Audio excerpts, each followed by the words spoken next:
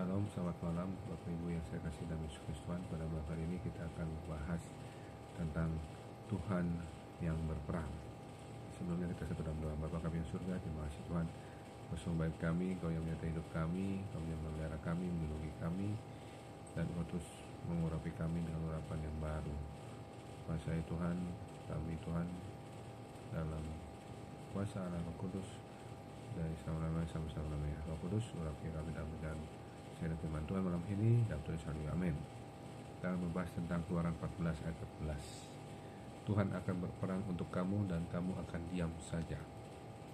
Sekali lagi, Keluaran 14 ayat 14, Tuhan akan berperang untuk kamu dan kamu akan diam saja. Jadi ini Tuhan yang berperkara terhadap segala apa yang kita hadapi. Jadi Tuhan itu akan berperang untuk kita. Jadi peperangan kita adalah bukan melawan darah dan daging. Peperangan kita itu di Efesus 6:12 melawan roh jahat, saudara. Ya. Jadi untuk melawan roh jahat itu kita tidak mampu, tapi hanya Tuhan saja yang mampu. Makanya Tuhan akan berperang untuk kamu dan kamu akan diam saja. Tapi ada banyak perintah Tuhan di firman Tuhan bahwa usirlah setan-setan. Yakobus 4:7, tunduklah kepada Allah dan lawanlah iblis, maka ia akan lari daripadamu.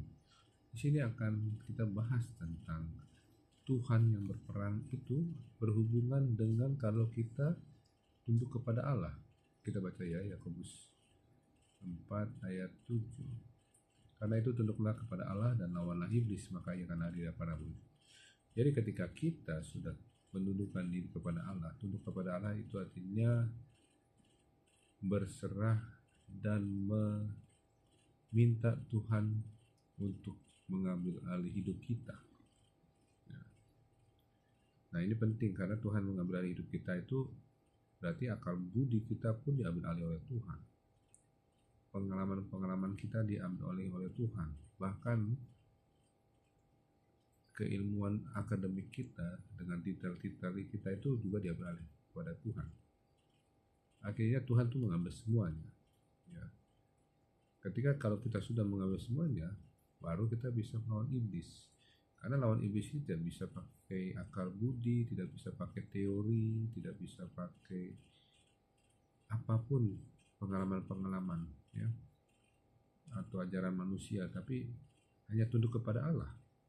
Makanya dari sinilah kita bisa melihat kalau ketika tunduk kepada Allah, kita melawan iblis dan lawanlah iblis. Ya, jadi kalau kita meminta diri kita diambil alih sama Tuhan, kita melawan iblis, artinya Tuhan yang berperang, maka ia akan lari daripadamu. Artinya kemanusiaan kita sudah digantikan oleh kemanusiaan dari Tuhan.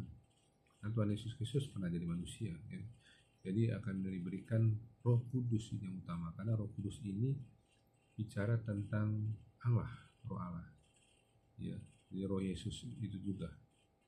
Karena Roh Kudus ini yang memimpin pelayanan Yesus waktu masih di bumi, ya. Dari sejak kecil lahir dan berganti darah sampai disalibkan, Roh Kudus yang memimpin hidup Tuhan Yesus. Dan Roh Kudus yang sama juga memimpin hidup kita.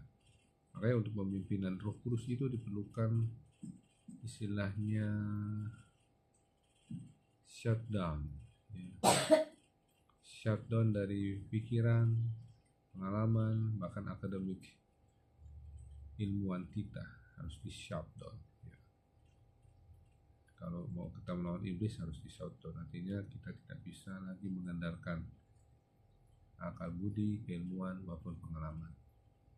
Demikian makanya firman Tuhan bilang Tuhan akan berperang untuk kita dan kita akan diam saja ketika kita sudah shutdown segala kemanusiaan yang pernah kita raih dalam entah pengalaman, keilmuan maupun akal budi.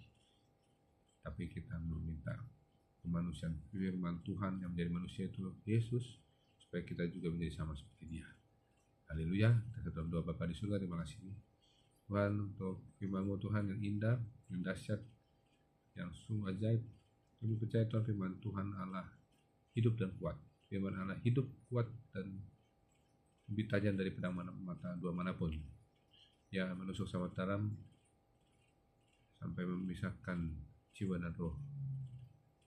Ya Tuhan, kami mau Tuhan firman Allah yang hidup itu dan kuat itu menusuk kami sehingga kami tidak mengandalkan akal budi logika kami, tidak mengandalkan pengalaman kami atau akademik kami, tapi mengandalkan totalitas kepada pimpinan Tuhan, pimpinan Roh Kudus, ambil alih Roh Kudus. Ajarkan itu semua Tuhan, supaya kami dalam kehidupan sehari-hari bahwa kami tidak mengandalkan apa yang menjadi kemanusiaan dari fisik akal budi kami, tapi kami mengandalkan kuasa Roh Tuhan. Karena disitulah kebenarannya, firman Tuhan adalah kebenaran.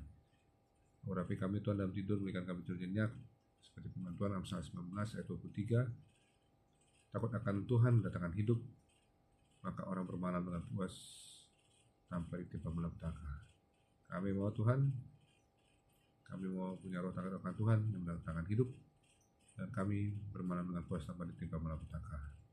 Terima kasih Tuhan, terpuji Kristus, bangunkan kami besok pagi topang dengan kuasa Roh Kudus yang sama yang membangkitkan Yesus dan yang termati, yang memimpin Tuhan Yesus. Roh Kudus yang sama juga menuntun hidup kami, bahkan tidur pun kami dijangkau oleh Roh Kudus dalam sadar bawah sadar kami.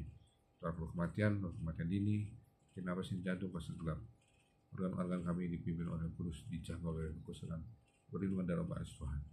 Dalam nama Tuhan Yesus kami berdoa, amin. Terima kasih Tuhan Yesus Kristus memberkati. Shalom.